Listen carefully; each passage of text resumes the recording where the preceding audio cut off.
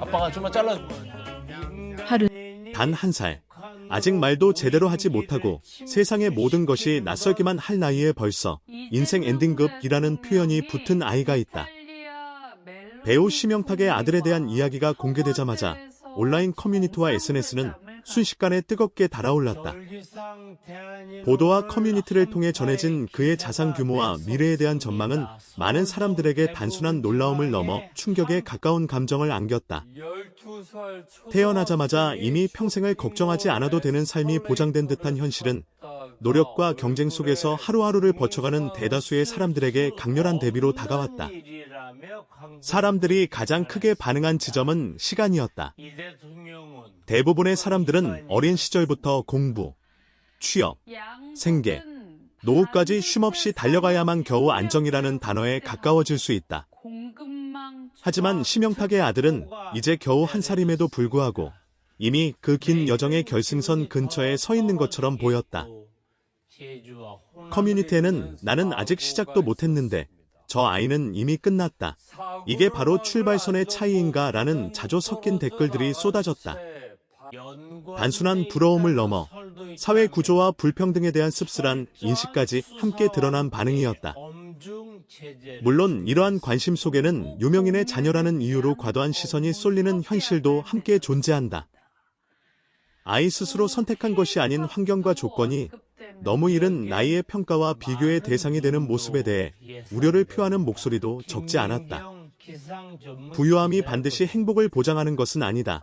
아이에게는 조용히 자랄 권리도 필요하다는 의견 역시 커뮤니티 곳곳에서 발견됐다.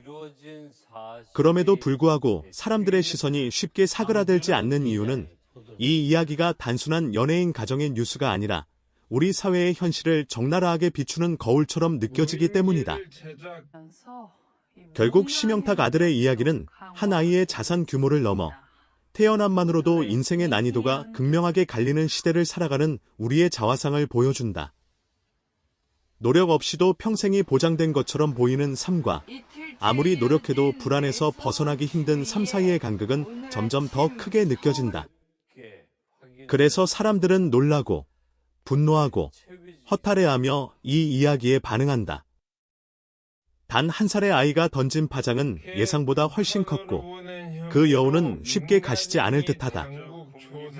이 파장이 쉽게 가시지 않는 또 다른 이유는 이 이야기가 단순히 부러운 남의 집 이야기로 끝나지 않기 때문이다.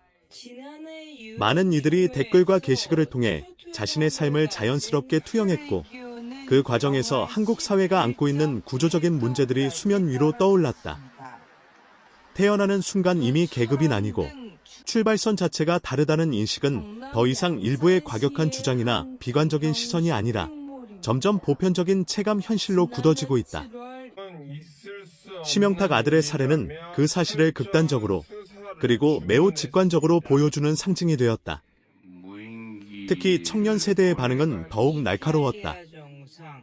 학자금 대출, 전세 자금, 치솟는 집값, 불안정한 일자리 속에서 미래를 설계하기조차 어려운 이들에게 태어나자마자 평생이 보장된 삶이라는 키워드는 허탈함을 넘어 허무감에 가깝게 다가왔다. 아무리 노력해도 저 아이가 태어난 순간의 조건을 넘을 수는 없다는 댓글은 많은 공감을 얻었고 이는 곧 노력의 가치 자체에 대한 회의로 이어졌다. 노력하면 언젠가는 보상받을 수 있다는 오래된 믿음이 점점 설득력을 잃어가는 현실이 적나라하게 드러난 것이다. 그렇다고 해서 이 감정이 단순한 질투나 분노로만 표현되는 것은 아니었다. 일부 사람들은 오히려 담담하게 현실을 받아들이며 이게 자본주의의 결과라면 놀랄 일도 아니다라고 말한다. 부모의 자산과 사회적 위치가 자녀의 삶에 큰 영향을 미치는 것은 어제 오늘의 일이 아니며 다만 이번 사례가 유명인이라는 점, 그리고 1살이라는 극단적인 나이가 결합되면서 더 큰 화제를 불러왔을 뿐이라는 시각이다. 이러한 반응 속에는 체념에 가까운 냉소와 이미 공정에 대한 기대를 내려놓은 듯한 분위기도 느껴진다. 그럼에도 불구하고 사람들은 이 이야기를 놓지 않는다. 왜냐하면 이 논란의 중심에는 결국 우리의 삶은 얼마나 공정한가라는 질문이 놓여 있기 때문이다.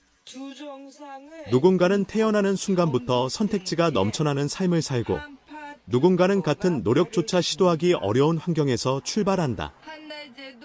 이 차이는 시간이 지날수록 더 벌어지며 개인의 의지나 성실함만으로는 극복하기 힘든 벽이 된다.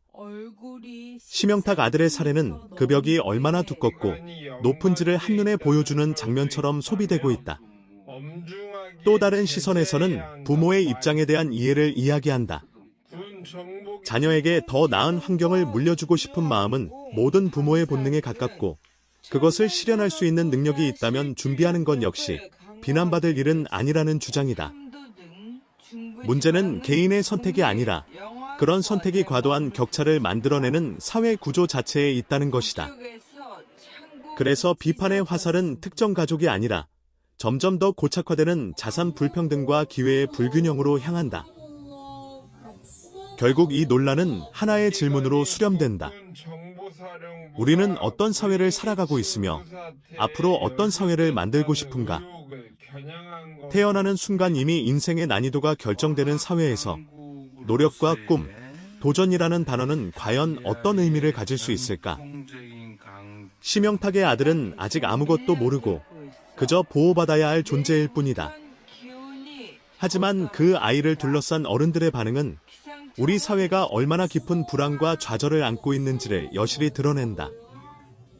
이 이야기가 오래 회자되는 이유는 단순히 부러운 아기의 등장이 아니라 그 아기를 통해 비춰진 우리의 현실이 너무나도 선명하기 때문이다. 모두가 같은 출발선에 서 있지 않다는 사실, 그리고 그 차이가 점점 더 벌어지고 있다는 불편한 진실 앞에서 사람들은 웃음, 분노, 냉소, 허탈함이 뒤섞인 반응을 보인다. 단 한 살의 아이가 던진 질문은 예상보다 무겁고 깊다.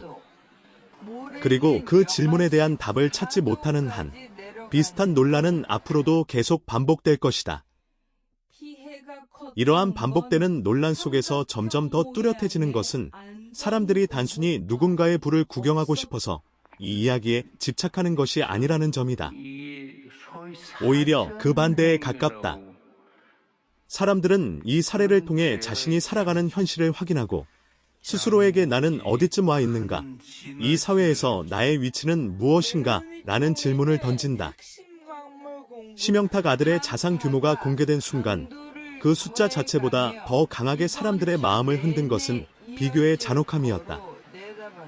같은 시대, 같은 나라에 살고 있음에도 불구하고 누군가는 태어나는 순간 이미 안정이라는 단어를 손에 쥐고 누군가는 평생을 달려도 그 근처에조차 가지 못할 수 있다는 사실이 적나라하게 드러났기 때문이다.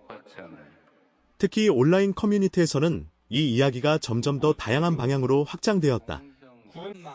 단순한 연예 뉴스에서 출발했지만 곱부의 대물림, 상속세, 자산 격차, 교육 불평등, 주거 문제까지 연결되며 사회 전반에 대한 토론으로 번졌다.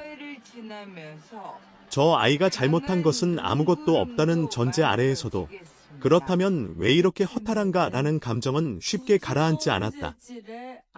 이는 개인에 대한 비난이 아니라 시스템에 대한 불신이 얼마나 깊어졌는지를 보여주는 증거였다.